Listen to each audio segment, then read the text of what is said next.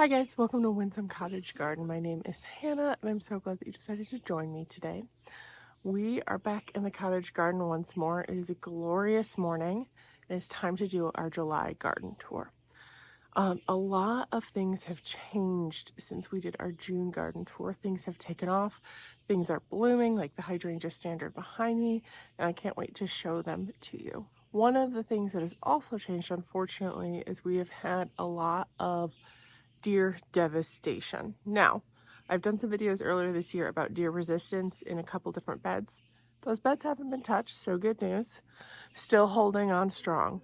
However, they did get into our fenced in areas.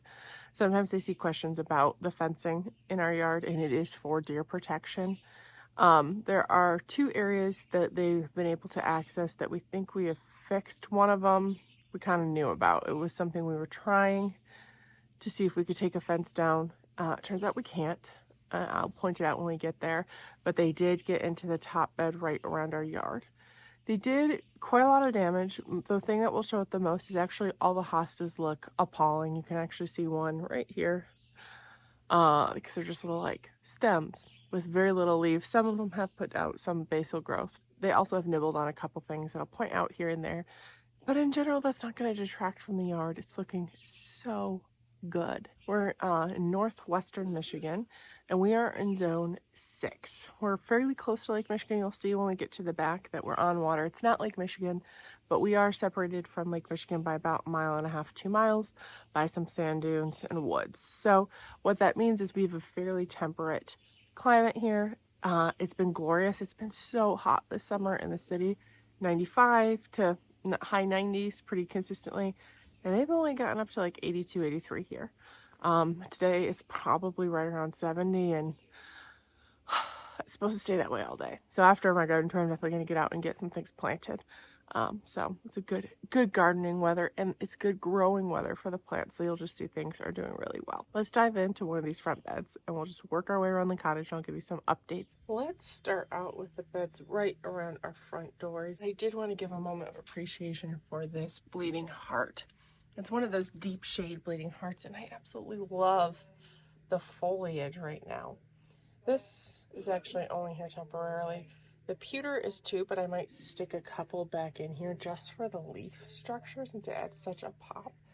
But I think that this combination just shows the various leaf structures and what putting them all together can do. And I will quickly point out that this is what our big planter is doing. And it has been pretty disappointing. We have like 3 coleuses that just never took off in here. Here's one of them. There's another one at the back that was supposed to be one of the taller ones that are just kind of blah.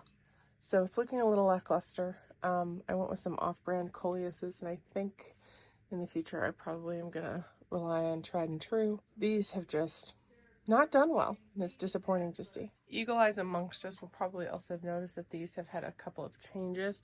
The pansies we had in them did fizzle, so my mom grabbed some impatiens and some begonias to help just round them out. And I think the pink is such a pretty pop of color. The ferns were already in here. And this bed is also looking really, really good. The star of it right now is this hydrangea standard. This is a little quick fire hydrangea. I'm trying to back up to show you everything. To be honest, it probably could have been pruned a little bit tighter looking at it this year, but I am so happy to see all of the growth on it. This is a like mop head type almost. It'll start out this really pretty white creamy color, and then it will turn red, pink then red as the summer goes on. I actually have one of these in my front yard too. They were planted at the same time, if that kind of gives you an indication. This one gets more water than mine does, and it definitely is loving its location a lot more. And I do think something died out on the back. Like there seems to be a branch that died, as you can kind of see right in there. So it's a little oddly shaped, but we'll take care of that next year. I also want to give just a shout out to these heucherellas that we planted last year. Look how they have just bulked up so beautifully. I think these are like Red Rover, If I'm wrong, I'll pop something up on the screen, but we have 3 of them and they look so good. They provide such a pretty little row. I actually think heucheras and tiarellas all are very easy to divide. I think as these grow and need division, I'm just going to continue it all along the front. Shout out quickly to these incredible hydrangeas. You can see that they're trying really, really hard.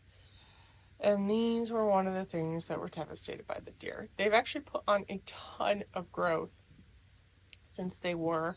And you can see some of the blooms survived, but any of the lighter color stuff is new growth they've pushed since they were eaten, and the darker is what was already there.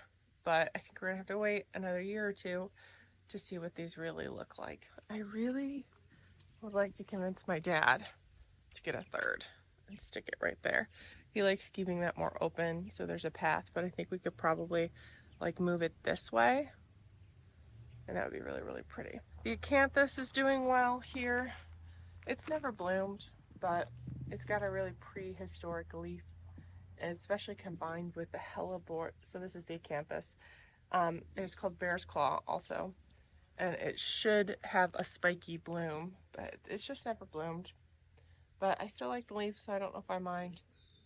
And I think it combined with the hellebores have different textures that are lush looking. Before we go down this path, you might not realize it, but this is a different dogwood tree than we had in here. This is a Venus dogwood. We had just a regular old dogwood in here before that was really not liking its spot. We think it might have been the actual tree, so we're going to try one more time with a different dogwood before giving up. But what I love about this one is it has giant, really, really big flowers, so it'll be really pretty to see. And it's already looking a lot better. It's got some leaf curl, which is not uncommon in dogwoods, especially the first year they're planted. So we've just been making sure to give it nice water, got it some good starting fertilizer, and it should grow to a size that will kind of fill this area over time, and it should like it because it is a shade liking. All right, now let's go down this. This path has reached an area where there's not a ton of color in it right now, though these stilby over here are showing off a little bit. But the scattertrantia, this is one of the areas that the deer actually got in, and they didn't eat this, but they did kind of pound it down a little bit. I think there is an opportunity in here to try and figure out some additional color for late summer. I'm gonna give it a think, see what we can add to add some excitement back in here. As an update, you can see this is something that the deer also ate. It's pushing new growth. This is the blood good Japanese maple that we planted last year. So I think that these will recover. They're just gonna look pretty sad for a while. And we'll kind of see next year how much make it through the winter and how many we need to prune because they're dead. You can also see that the houtunia is really trying. My dad wasn't able to spray it this week. What we've done, and you can kind of see, is this houtunia is an invasive weed that we grew the day it was planted here. You can see we actually put down landscape fabric that needs to be tied back down. And we have been spraying the stuff that cups through once a week. We figure we're going to have to do this for the rest of this year, maybe even next year, before we can say it's eradicated. So we're not planning on planting this anytime soon. But my dad wasn't able to spray this week because of rain and some wind. And this is what it does. It's a voracious plant. Over here, you can see some of the bloomerang is coming back into its second bloom. This is why bloomerangs are called bloomerangs, because they bloom twice, unlike most lilacs. This one did not get its prune to cut off old flower heads, which will help it with its reblooming qualities, but it's still got a couple pretty sprigs here and there. And speaking of pretty sprigs, look at our oak leaf hydrangea. Oh, you guys, this is one of my favorite hydrangeas. I don't have any in my yard because they grow quite large. And I know I was excited about this earlier on because it was covered in blooms. And as you can see, this is one of the areas that the deer, again, came in and ate them. But they didn't reach these guys, so we can still appreciate them. And There are some like really small buds here that I'm hoping might still bloom and look beautiful. But man, this is, I think, a Gatsby gal. And it's looking a little chlorotic, so I might toss some iron in here. You can see they also did some eating over here on this 9 bark, thinned it out, and it's trying to make a recovery as well. But these Astilbe are providing such a beautiful pop of color at the end of the row right now. I think these must be visions in purple. I was thinking they were visions of pink, but looking at them, don't think so. I actually really do want to get a third to kind of round out this planting. Another hosta and our crazy viburnum. Oh shoot, a Japanese beetle. These are so bad here. They're really awful. We haven't had a ton of them yet, so they've been on top of them, but I do not have my jar with me. And you never want to crush Japanese beetles because they release a pheromone when they're crushed that attracts more Japanese beetles. The easiest way is to drown them in a little jar with a tiny bit of dish soap that will help break the surface tension of the water so they drown. And you do want to try and get them early because that pheromone that they release when they're crushed, they also release when they're alive. And as they gather in mass, it's like sending a signal to other Japanese beetles that there's really good food here. So unfortunately this guy gets to live because I don't have anything with me. But I was going to point out that this crazy viburnum is doing some new growth and new flowering. It does this every year. Not quite as glorious as its first one, but it's really pretty to see. So we come towards the lake. You can see more hosta devastation and some things that have gone out of bloom. But the real showstopper right now is this hydrangea. Now this is actually a Nico blue hydrangea that, because of the pH of our soil, is going pink, and I can see it's got some chlorosis issues, so I guess this is also getting some iron tone. It's really strange how patchy some of these chlorosis issues seem, but it's supposed to be like a bright blue, and there's some that are more purple, some that are more pink. Either way, it is providing such a beautiful pop of color in this area. Also providing color in this area are these daylilies.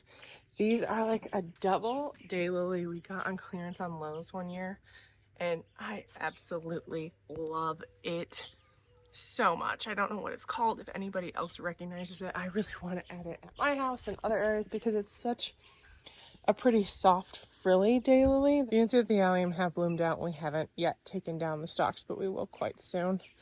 And we'll quick pop over here before going down. This bed does need some weeding. I'll say that right off the bat. It never got mulched this year, so it's on the docket to do soon. I don't know if it'll happen this trip, but there are a lot of really beautiful things in it right now. These red heucheras are putting on their blooms. Here's another great example of what they look like. Just like in the front, only one of them's blooming, which is kind of interesting. And this salvia is a bicolored salvia that does need to be cut back, as does some of the scabiosa flowers, but the allium is just beginning its show. One of the things I do want to do is cut this back right now so that this allium gets the full beauty. I think these guys are Millennium ornamental allium. And this, just to provide an update for those of you who have followed along, this rose is definitely dead. We planted a rolled doll very close to this dahlia that just died. And I did talk to David Austin. They are going to replace it next season for us, which is exciting. And I have an update on another rose down there that we'll get to that we were having troubles with. But I did plant this dahlia here. This is a Rebecca Lynn dahlia. And I kind of planted it here because I thought that might be one of the fastest ways to get the rose to recover. And sadly, my logic did not work. But it's looking pretty, and it's providing like a vertical little pop right here that eventually that rose will provide. This is the Poet's Wife. It is absolutely covered in buds. We planted this bare root at the same time as that one, and it has not bloomed yet, but it's going to be a show. It's a really pretty yellow one that I'm excited to see when it comes through. We also have in here some catchfly that are still holding on to some blooms. This is a bicolored catchfly. And I want to give a shout out to our wisteria because it is just going crazy. We're actually going to unwind it whenever we do this bed because we want it to go around this column.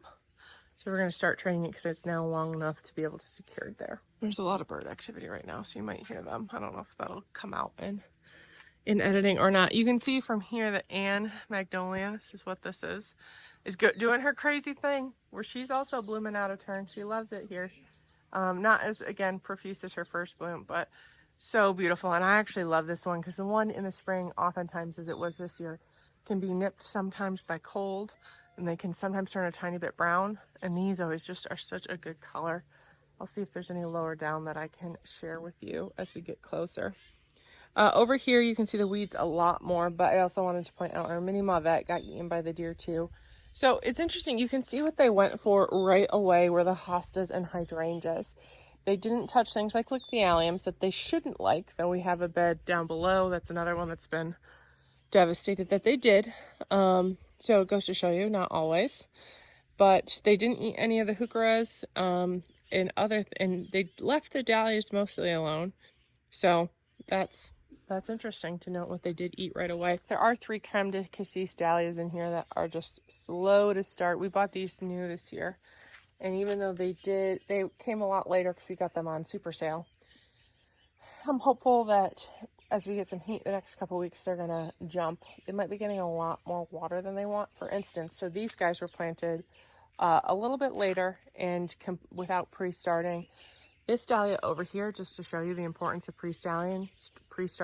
That one was pre-started and potted up for about a week and a half, 2 weeks before it was able to be planted. Maybe here 3 weeks, because mine at home got planted up first because I just wasn't here. Before it got planted up. And yeah, that's the difference that giving them that little extra time can make. I do think that there's every once in a while more spots of chlorosis. This is a bright green, I think it's a pistachio maybe, heuchera, but it shouldn't be that bright green. And I did notice right here some of the wisteria leaves are looking iron deficient, as is the mini mauvet. So I do know hydrangeas can be a little bit more sensitive to iron deficiencies, but I think I might do like a general little sprinkle and give these guys a more concentrated slow release, as well as hit these guys with some chelated iron in liquid form to give them a boost right away. Over here we have, again, more. We planted these hostas both this year. This is what they're looking like. Deer ate them right away. But these guys are the Rebecca's World. Really pretty, and I think they're gonna like that. I might need to see if I can get some tomato cages or something to get them propped up a little bit more, especially because we do get such wind here that probably needs a little bit more support. This area is looking a little rough. It got trampled a little bit by deer, and that rose is just not looking good. I need to take some pictures and send it somewhere to see. It's Roselle's disease. But it also got eaten by the deer, and it got devastated by sawfly larvae this year. No matter what we did, we had a really hard time getting it under control. So that's a bummer. You can see that the deer really trampled a lot of things up front. And there are some weeds that we need to get in. This is on my list to do today. But we have some more dahlias over here we planted together. I think they're called Hawaii Decorative or something like that. And they are looking really good. And this rose right here is looking a little leggy. It doesn't have as many blooms, which kind of tells me it's not getting enough sun. So my dad was probably right about it. It's right here. That one is a Princess Alexandra of Kent. So we have already made the decision that next year we are going to move it. Not so much this year, because, well, next year, or probably in the fall, maybe in the spring if we can handle it. We are going to move it to one of the areas we're trying to eradicate Houtunia from. We want to get that under control before we do it, but we're going to get it in a place that gets more sun. But you can see, and we'll go take a closer look, these are Heliopsis we moved last year from my yard, and they're looking so good. Let's go pop out. As we pop out, I also want to give an update here to this glorious path That is looking so good. So my dad has been working on this like a madman. I think we talked about it actually in our last video, and it's turned into a much larger project than was anticipated. But you can see, I guess let's just walk up there real quick since we're here. It's not quite done. There's a couple areas that are a bit trickier that we're trying to figure out still. But you can see that it's looking so good. This is an area that we had a lot of problems with runoff. It was very sandy and had a hard time growing grass. So my dad devised a series of steps, and I thought this was crushed limestone. I'm wondering if it's like a road-based mix. So I'll ask him and pop it on the screen if it's not limestone. That we brought in because we still need to be able to come up and down this with our four-wheeler and our lawn mower. So the four-wheeler handles it no problem. The lawnmower only needs to come up and down a couple times a year. But we needed really shallow steps that could act as like a stop for water. Good drainage because there's sand under here, then the road base.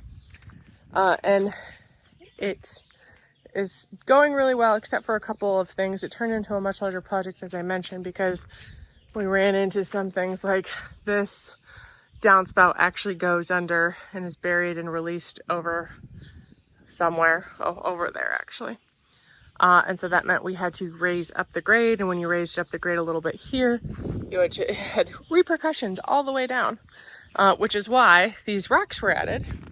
You guys might recall, sorry I keep going back and forth, you might recall that the rocks ended about there, and that's where we intended to leave them. So we had to continue them the whole way, because as you can see, as you go further down, we did have to build up over here to kind of maintain the grade. We did, after this was done, realize there were two areas that we'd had quite a leap that we thought weren't awful, and then when it was done we were like, ooh, that is pretty steep. It's actually kind of hard to walk.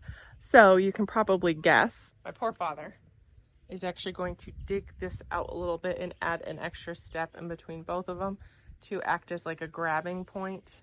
You can also see that here where some of the base has already gone over, that's from the four-wheeler.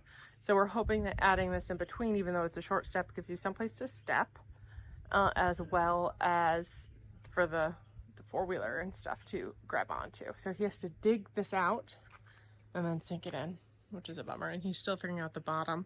And we'll kind of talk about a couple of different options he's considering. But it looks really good, and he tied it in over here.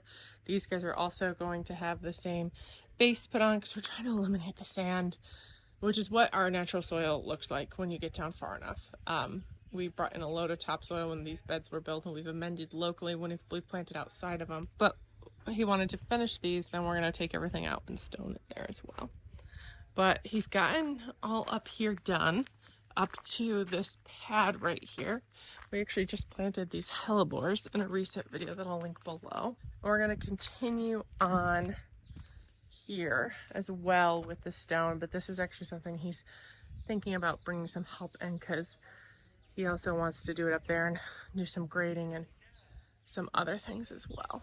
Let's check in here. This is one of the deer resistant beds that we did plant earlier this year. And you can see things are stooling out. These did not get nibbled on in our latest round of devastation. And you can see that the pollinators love it, though they did get kind of weighed down in some of our rainstorms this week. We had some pretty heavy rain, so the Russian sage is pretty flat.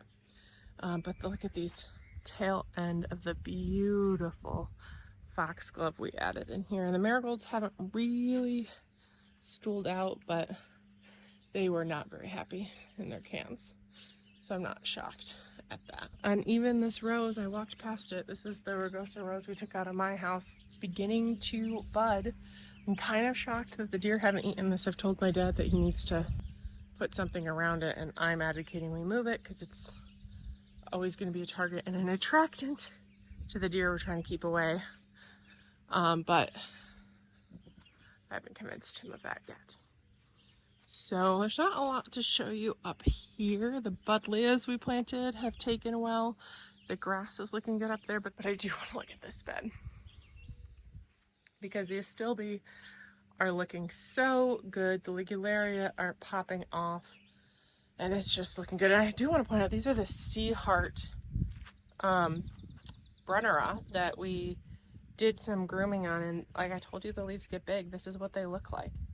They just provide such a strong pop. This is the lungwort, spotty, but the star of the show right now is the astilbe. They are looking a little sad from the rain, but look at them all. This yellow is a ligularia, and it's also got this really prehistoric, interesting leaf that's super dark green, which I'm loving. You can see that I do need to come in and cut back some of the bleeding hearts. They're doing what they normally do this time of year, but there's so many. I did a video about checking in on this bed and talking about deer resistance when we did some maintenance earlier this year, so I'm going to link it below because I talked a lot about these varieties. But I'm loving it. I didn't realize until I saw them this year how similar all these astilbes colors are. It's a little monochromatic, but the pollinators are loving them. Look at this. This one, they are just all over the astilbe, which is really fun to find shade plants that they like. And I actually have seen hummingbirds come over here to the ligularia. I don't know if they can actually get anything, but they've tried a couple times. This one is a boom chocolata that I'm probably going to come in and cut some of these stems off, even though it hurts me, because it's looking just a little bit awful. And you can see that these two have actually faded.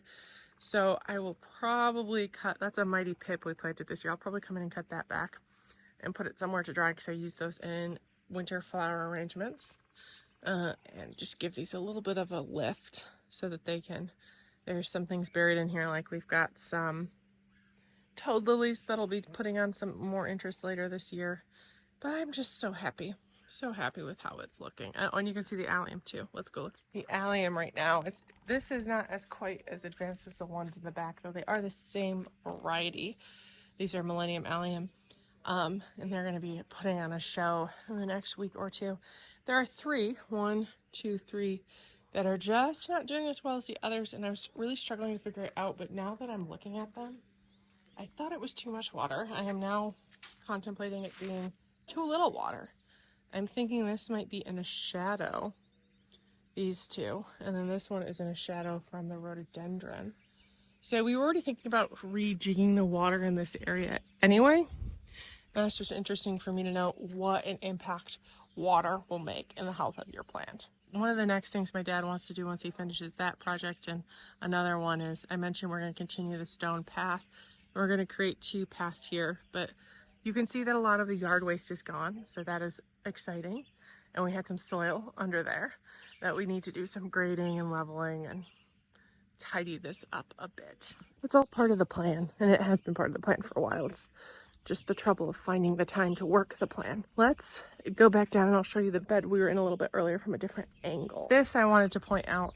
We've incorporated this area under here, which used to be mulched. It's so much nicer to have it stoned, neater, less maintenance, less weeds. And he's tied it in here. We did notice in some of the rain that we have a drainage issue. Really unusual. The rain was like I think we got like 2 or 3 inches in a very short amount of time.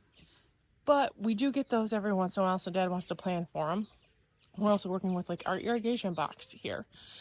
So he has put in this drain here to hold some of the water and help with it. And he's also going to do some bigger draining at this bottom bit. He's still figuring all of that out, and I'll report back once it has been figured out. We are trying to decide how this ends. I think it should be in a semicircle with us in the middle of the circle to about there, which is a lot of stone, I recognize, but that's what I would do. And instead of one of these guys, it would be just like lawn edging holding it back, so it's easier to cut. Dad hates that idea. He would much rather have it rounded there, and we bring in some stone and mulch and whatnot. So he'll probably win because he's the one doing the work. I'd be curious to know how you think we should end it. Here is this bed from another view. You can see there's some zinnias that never got planted. They might find their time in the sun later this cottage trip. but I did want to give a close-up on these Coleopsis. Now, I took these out of my yard because this is a little too bright for my yard. I like yellow, I like red, but I'm particular about the shades and them being together. But this is just such a pretty pop that this area needed. I do wish that I planted these a little further back so that I could come along with something here.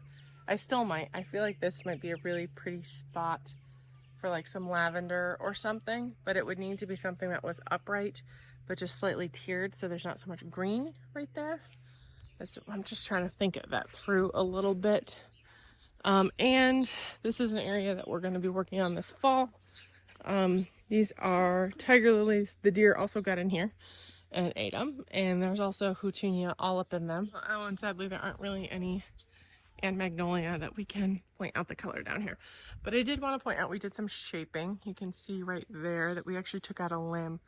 There was this odd like concave in the magnolia here because this bed was expanded last year. The fence used to be right up against that greenery, and the deer would come in and eat anything that was outside of the fence. So what we've done is we took out some of the thing that was blocking light from underneath so that we're hoping that these will, now that they get a little more light, kind of grow up to a more natural shape. Sound of summer. I don't know if you can hear them. There's children all across the water. They're actually quite far away. They're over there. But to me, that's the sound of summer, so I don't mind it as much, but I apologize if it's distracting. I did want to point out these guys. These are Bobo hydrangeas, or they're supposed to be Bobo hydrangeas. They're not quite what I was expecting, but they did get a little nibbled on by the deer, not as much as some of the others, and they're looking great. They'll be probably hitting their stride in the next garden tour. And this is one of the beds that the houtunia came out of. These were actually planted where there was grass. So the bed originally went from, well, we actually took it all the way back and it went like right here to about there. So this is grass, so I didn't feel as bad planting them. But you can see again here that the houtunia is, there's like a slight haze. It's slow trying to eradicate things, but it provides, once it's gone, this is where we want to add some of those roses. So you get a lot more sun here, and it's easy to deadhead and maintain, but also things we can appreciate more. So we're waiting to eradicate the houtunia, and this is when we'll move that Princess Alexandra of Kent and some other things as well. Speaking of roses, let's check in. These are Gertrude Jekyll climbing roses that we planted. They both looked a little peaky when we planted them. This one was looking better, and you can already see it's doing so well. It actually already had a bloom that we've already deadheaded, and it's got some other buds coming. But this guy is the guy I am so pleased with. This is one that I thought was dying. I also asked David Austin about him because he had not put on any leaves when we planted him, which when we got these, we weren't ready to plant this yet because this arbor hadn't been put in place. And so we potted them up, which I've done with David Austin's before. And it just did not like its pot. Neither of them did. This one, though, had put on absolutely no leaves. And then we put them in the ground, waited a month, still hadn't put on any leaves. So I asked him about it, and they said, you know, that is unusual. However, we would say just give it some more time because it's not unheard of for climbing roses in particular to be slow to put out leaves. So it was extremely slow, but look at him now. He is looking good, and he has buds, which I might nip off because I do want him to focus on root growth. He has buds as well, and it's going to be years before it goes over this arch, but it is going to be so pretty with pink flowers just covering it. And this gate has been one of the best things we've done because, to be honest, it's made it so much more accessible without having to undo some of the fencing that we have everywhere. So, such a pretty add, and I'll show it to you from the water because I think it's nestled in here. Just so pretty to provide a nice bright focal point. Absolutely loved it. This tree, which we call Molly's tree, it is a Japanese maple. It also got nibbled on by the deer. So if it's not looking quite as full, that's why, but it's also putting out new growth. If you see some like brighter colors, that's the new growth. But yeah, I think in here there's still some work to be done later this year in this bed. This hydrangea, which was looking so good, got devastated by the deer. But he's putting on basal growth. He's going to live. He'll come back. This grass is one that we're actually going to dig up because it's got, I don't know if you can see, it's got houtunia all up in it.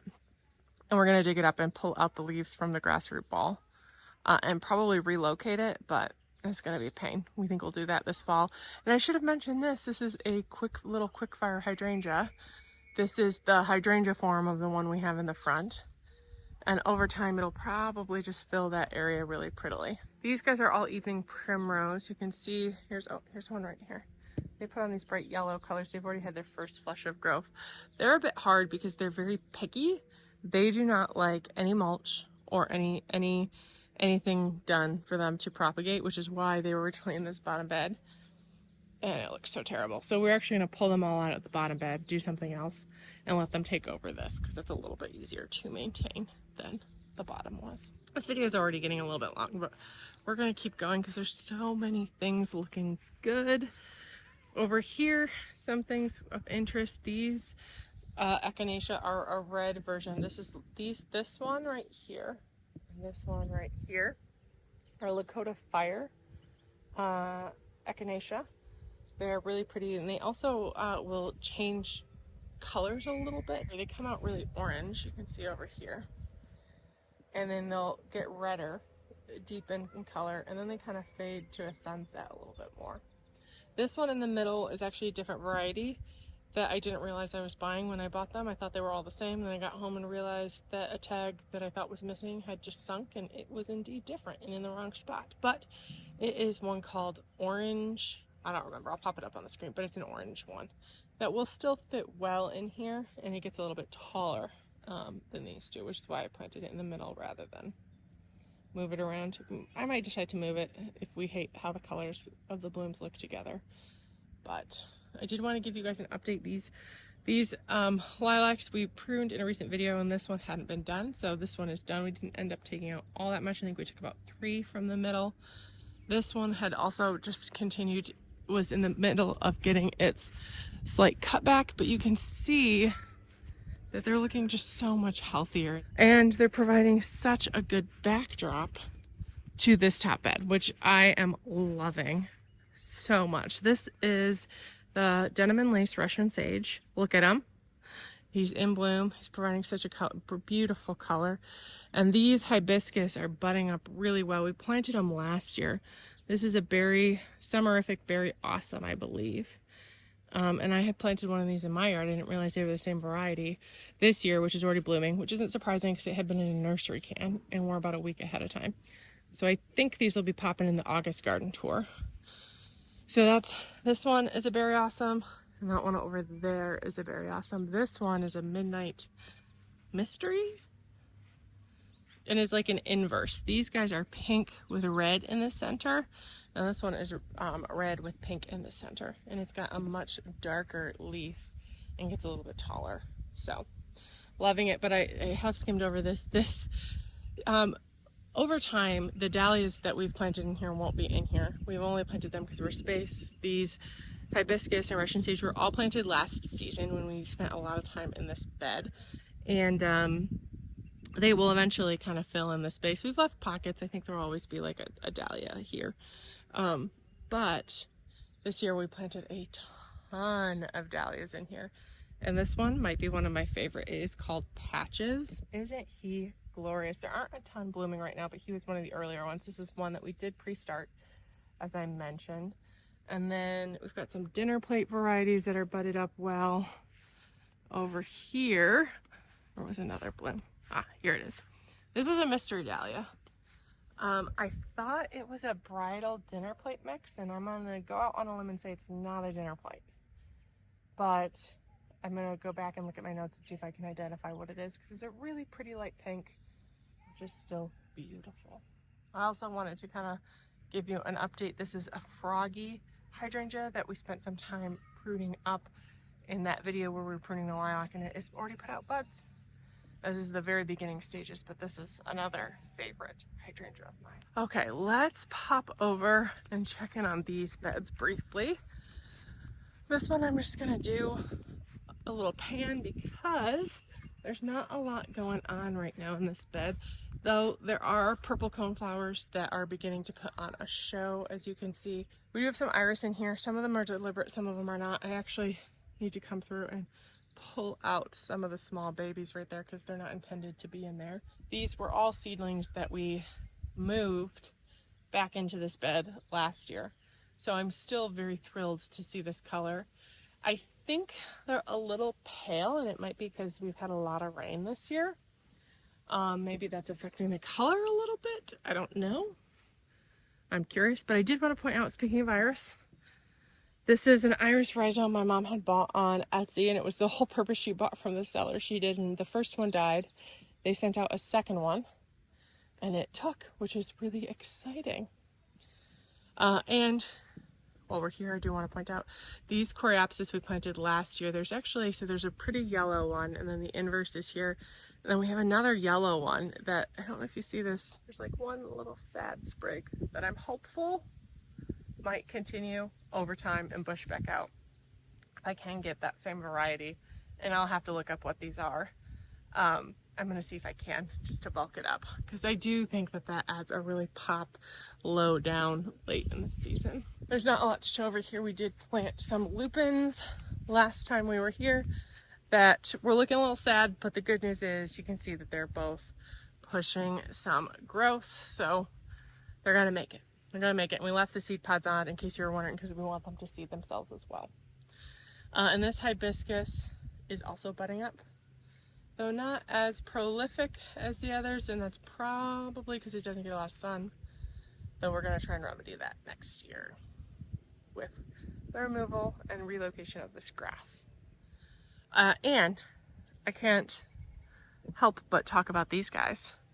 These are a hydrangea. We don't know what variety. They were actually from an old house that was at the old house when we moved in. They were blue there, like a beautiful blue. They're not Nico blue because they're a little bit bigger than that. Here they're pink, and that's all to do with the pH of the soil. But they're still so pretty.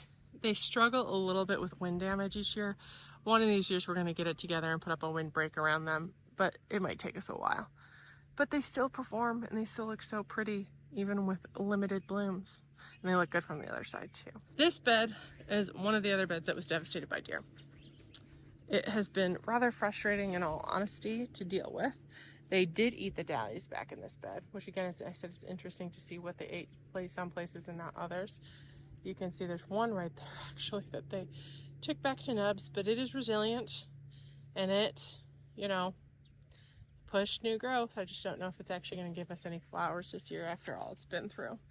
But this Lucifer's tongue, speaking of all it's been through, this is Crocosmia, and we moved it this year, and it's blooming and looking so much better. It is flapping a tiny bit again because of the rain, but it's a lot more upright than it was there because it's just getting too much water in the bed we had it in. So this is one of my favorite things to use in flower arrangements, and it also provides such a beautiful bright red pop.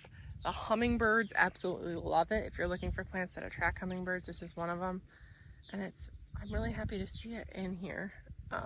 And love how it's looking.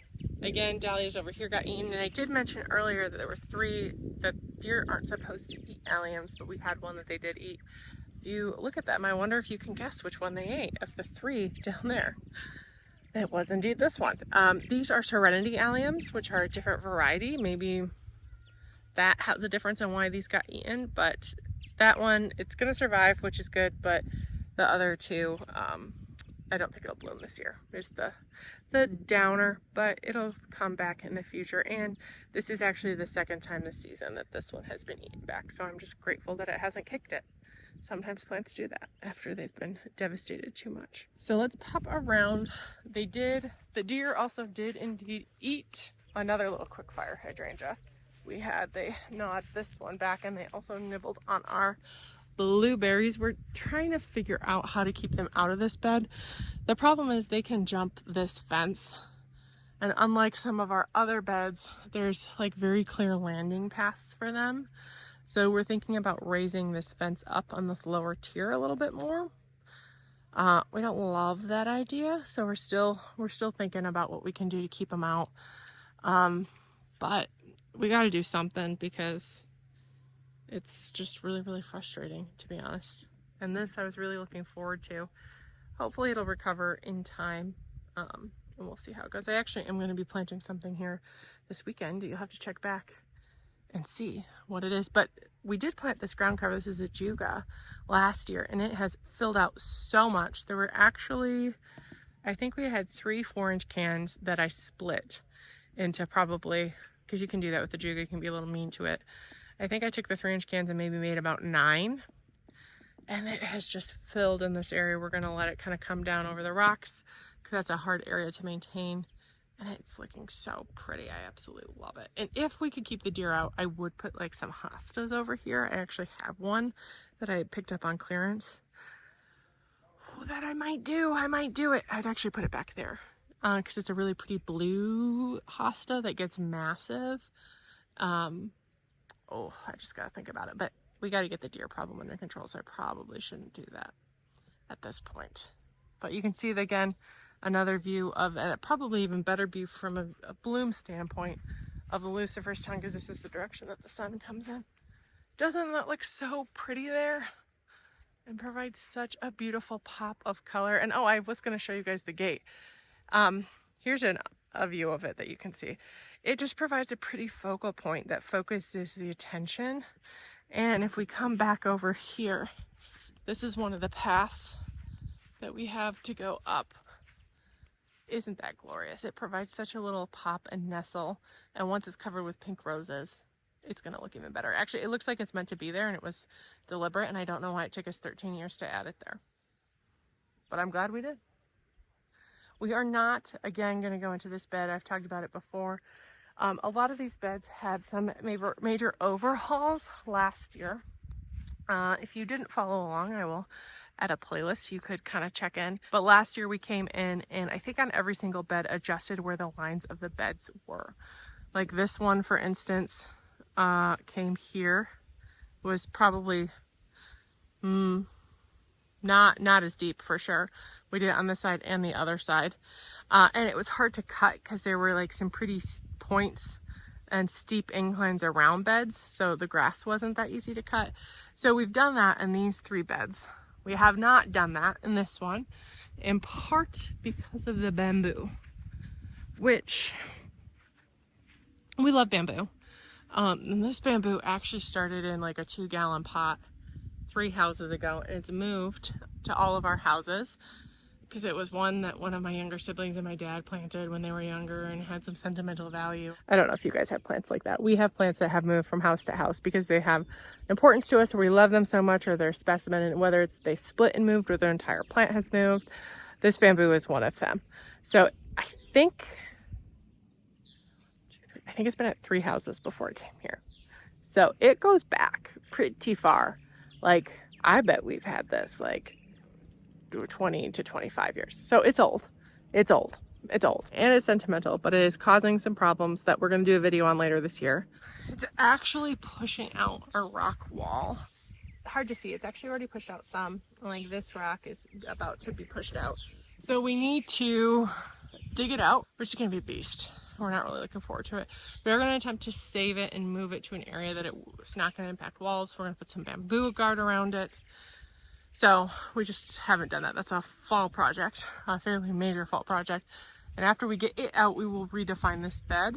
But the deer did get in here, so we have replaced this fence. And they ate back some of the things that are in our holding area right here, including there's 2 Annabelles from my yard actually, but they're gonna rebound. I was a little worried about them, but they're intended to go in this bed. So once we redefine it, we'll put them in their final resting place. And actually, speaking of, came from my house, this Althea came from my house and is doing really well. I don't know if it'll bloom this year, but that's to be expected. I gave it a pretty harsh cutback, so it'll probably take a couple years before it fully recovers. And I'm not going to spend any time really talking about the beds around the boathouse because they are also going to be redefined. Probably do that this year, but I'm not sure. We're still trying to figure out exactly what we want to do when, and the vegetable garden will play a part in it as well.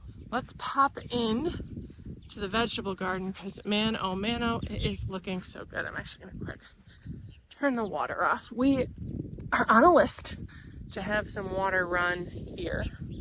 But for now, we put the drip in and just hook a hose up to it. I don't remember the last time we checked in on this space, but I can tell you it's grown leaps and bounds.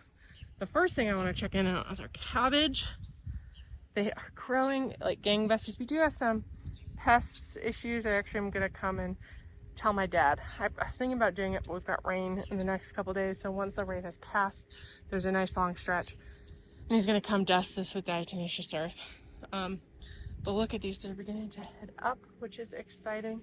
Also, our nectarine is looking really, really good. There's a couple that look odd, but my dad did come in and thin this. It was absolutely covered, and I cannot wait to eat it. This is a flavor top nectarine. Our apple tree, we also thinned, and it is doing really, really well. They've actually just started blushing a little bit. These are gala apples. They won't be ready till this fall, but look at them. I'm so excited. And we have another variety of cabbage over here. This is a little rounder. A couple of these are looking rough. Like, look at that. What is that down in there? Does anybody know what this is? It's kind of gross, and it's in a couple of them, and it's looking terrible.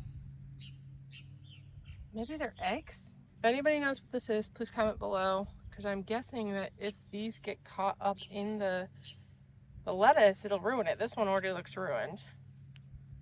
There are a couple that I'm not seeing that in that look better, like this one. Interesting. I don't know what that is. That's a bummer. But what's not a bummer is this. Look how cute this looks, and I just want to give you a close view of all of these things. I am absolutely thrilled with how the marigolds and alyssum are looking in here, in addition to the tomatoes. I mean, look at this. My mom and dad have been spending a lot of time in here, as you might imagine, and it's really thriving, much better than my vegetable garden in the city, which is disappointing.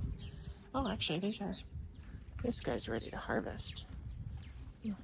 Pick it as some green peppers. That the peppers are struggling a little bit. I think one of the things I'm learning is the soil holds on to water quite a bit. This is actually gonna take a little bit different shape next year. We're already talking about that a little bit, but one of the things we're gonna do is change the garden beds a little bit. They're on a slight incline. The soil holds on to water, and so the peppers are struggling a tiny bit. I'm actually gonna turn off water to the pepper beds because we only give them water every other time that we do, which is we don't water every day. We kind of come test the soil, but they're looking a little bit peaky, and I think it's too much water. But the tomatoes are looking good. I was worried about them being like wind damaged, and they haven't really skipped a beat. We've got over here, we've got a Cipola's Pride, and then the rest of these are Paul Robesons, and they are looking so good. I can't wait for these to ripen up. Look at them. They look so good. My mom and dad have done a really good job of keeping the prunes, they've got good airflow, and tying them up, because with all the wind we get right off the water, and the purple martins aren't very happy I'm here right now, but they'll get over it. This has been really important, especially as they get heavily laden with fruit, to make sure that they are supported. So my mom and dad come down here like every other morning and tie things up and check in on their crops. And there's a lot to check in on. So some things that didn't thrive and some things that did. We had planted actually 2 squash. This is one that I'd given up as not starting, and then it appeared. It's going to be a while. This is zucchini. Actually, this is a green zucchini, a Ford hook. And we have a yellow crookneck squash over there that is also doing well. And I thought this had died, but it didn't.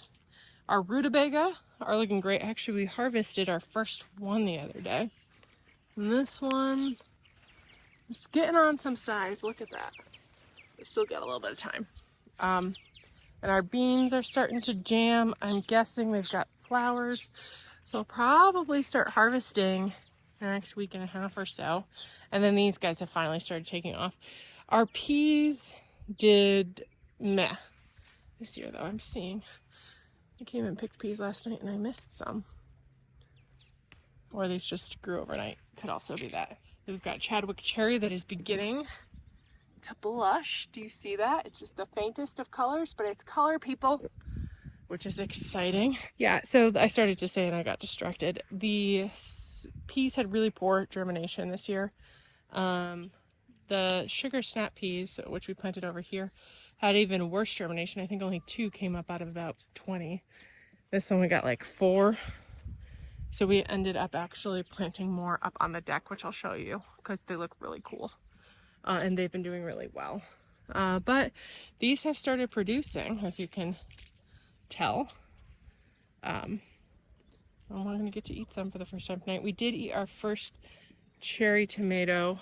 Which one was it? It was over there. We'll go look at them. That was ripe. It was, I think, a Jasper cherry. Over there was our first tomato of the year. What's really interesting is I don't have tomatoes at home yet. Interesting, well, another word would be annoying, because we're like about a week and a half ahead at my house in the city than they are here. However, my parents have done a much better job at like pruning than I have, so maybe that has something to do with it. Because I did have to take after my cherry tomatoes and give them some cut back. And a lot of times if your tomatoes aren't ripening up, it might be because they're putting so much energy into supporting the leaves of the plants. They're not focused on ripening the fruit, so you have to take out some of the leaves. So they did that. So I did do that this week. I didn't record it because it was in the morning and I'm not really a morning person. But I'll show you what it looks like when we get back into the city. And I'm guessing that might be why they got theirs done first, which is disappointing, but it was really delightful tasting that cherry tomato. Cherry tomatoes will also always be the first to ripen. So I'm really happy to see the Chadwick. They're a little bit bigger. They're like between a saladette and a cherry. And then I think some of these others are going to come along soon. There is a butternut squash that I thought had died that just was taking forever to germinate. So I'm really glad you can see it there. I don't know. It's a little bit late. I don't know if we're actually going to get anything off of it this year. And probably depends on how frost comes. Last year, their frost here didn't really happen until November. So if that's the case, then they'll get something. Over here, this guy is a San Marzano that I had thought was going to die. It didn't. It did need it was very bushy. But we actually also have to come in and thin the carrots. Look at these guys. They're doing so well. So we'll need to thin those, otherwise they won't really grow up that big. And we did plant 2 tangerine slice black-eyed Susan vines in here that are just beginning to hit their glory. I think in August these are gonna look so good. And I love how red they're looking. It's so pretty. Some of these things you need heat for, and we just don't really get it. I mentioned earlier in this video that we maybe hit 85 like twice this summer here. And I don't really know if they're supposed to get much heat. August is the month that they have the largest chance, so we'll see. But the Thunbergias black-eyed Susan vines really like heat to perform. Hopefully they'll still put on a show and they'll still be pretty. I might think about doing something different on the arches next year. Back to tomatoes. Check out these San Marzanos that are just covered. They're doing so good. This is a cherry tomato called Sun Gold, and it's got one with color. These are like a yellow orangey color, so that's not ready. If they're not red tomatoes, you can usually tell by squeeze how they're doing. This is another bed that I'm gonna turn the water off because these peppers are looking a little sad, and I think it's because of the water. So next year we'll do them differently. And this is where we got our first cherry tomatoes last night. These aren't ready yet, but this is a Jasper cherry tomato, and it is looking really good as well. We haven't come down and done some of our work today, but I mentioned earlier we keep jars for Japanese beetles. This is one that lives down here with a lid on, so no other good pollinators don't get in it, because they do eat our nectarine trees. But I'm not really seeing, I'm seeing some holes that could be attributed to them. Like if you look up here, this is gonna be hard when it gets bigger. There's some like minute holes. Not seeing any beetles, but we do keep this down here so we can kill them as soon as we see them. They love roses. They like strawberries. They love nectarines. They have been found on an apple tree every once in a while. What other? There's a couple plants that they do like. I'll try and remember others. Maybe hibiscus. I'm trying to remember. I can't think of them off the top of my head. Anyway, I'm going to make my way up to the deck to give you a look at our pots, which are looking so good right now, and some of the vegetables my parents have planted there. So we have made it up to the deck, and the pots are looking so good this year. Let me give you a closer look. We planted these in a video, so I will link that here as well because I talk about a lot of the varieties in them. This is a cherry something verbena that is doing really, really well. We have sparkling amethyst over here.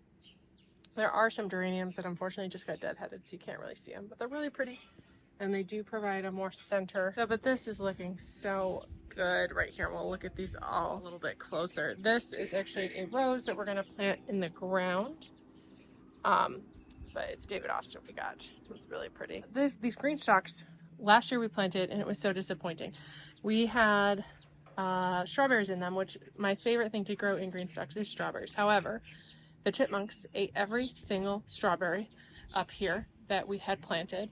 And between the chipmunks and the Japanese beetles like turned it into lace, and they all died over the winter, which isn't shocking. They also were left out here, so they were supposed to be put in the garage. That's another story. We did decide to go a vegetable route this year, so we have carrots along the bottom, spring onions, there's some grass mixed in, it looks like. But spring onions, lettuce, and then up top, when our peas were so bad down there, we did this jig where we put peas in the top layer, and it's working pretty well. We actually just picked off of these last night for dinner, so I'm not sure they've actually got anything on them, but they have been producing. These are sugar snap peas. This one, we did something similar. These are snow peas, as you can see. These weren't quite ready when we were eating it last night. And then we have Blue Lake bush beans and snapdragons down below. Over here, this is our Munstead wood, which is in a pot. It lives in this pot year round. And it has just been performing like crazy this year. You're catching it at a lull, but it's a really pretty, like deep red color. Like, gorgeous. It does need some rose tone, and actually it's got a tomato. Look at that. Tomato plants growing in it. It's done really, really well in this pot. It probably will be able to live in here for another season, maybe 2, before we need to move it out.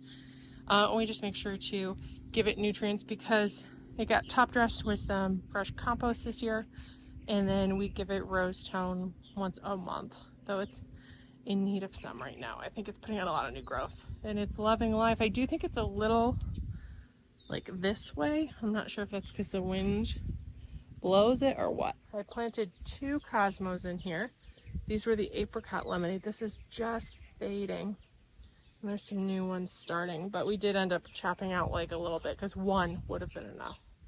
But it's really pretty with the blue, pink, different verbenas. This is one we bought pre-done, and it's actually looking a little sad. I don't know if we have done any fertilizer in it, but I think it needs it.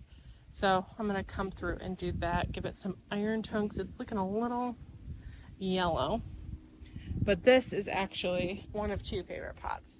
Look how beautiful it is. It has actually not got a ton in it. We have one it's like a tropical sunrise or something like that, mini bells.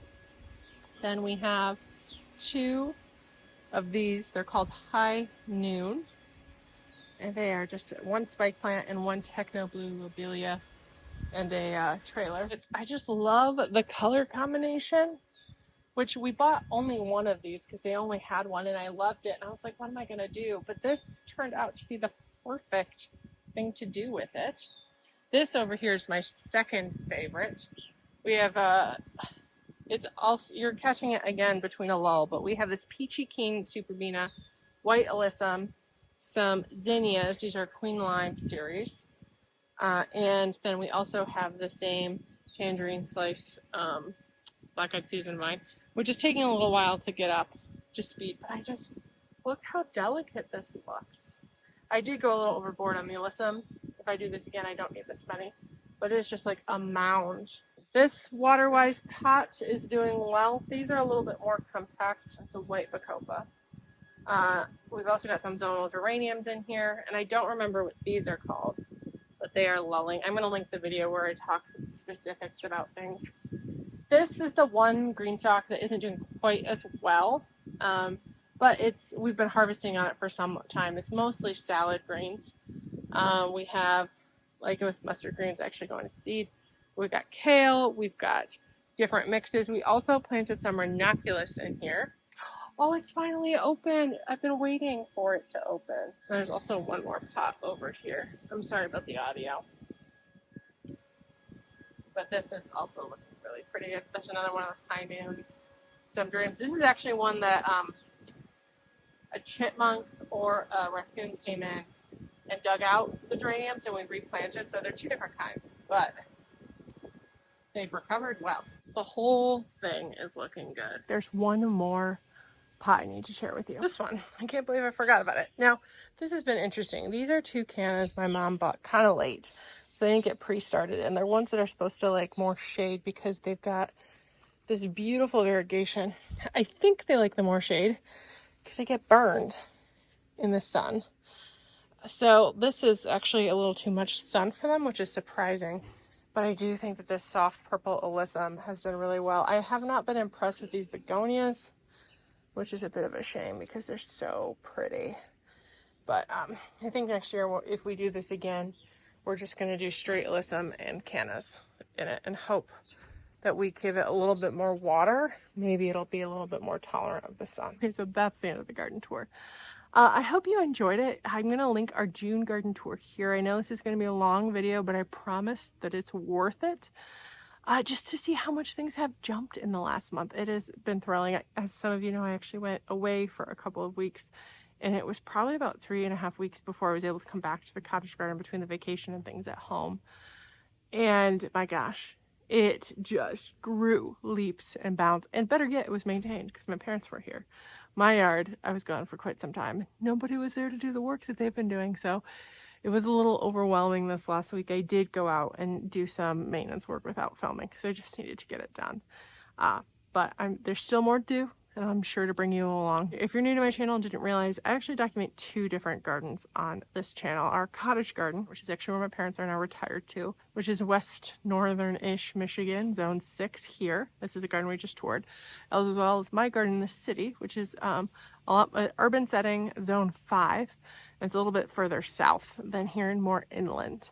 So I don't think I'm going to do a July garden tour in the city garden, though I did do a tour when we came back that I will link here so you can see what's new with the garden. But we'll definitely make sure to get an August tour because some of the dahlias are beginning to open up there. Oh, and when they're in full bloom, it's going to just be a beautiful show that I cannot wait to share with you. I really appreciate you joining me in today's video. I hope you enjoyed it, and I can't wait to see you in the next one. Bye-bye.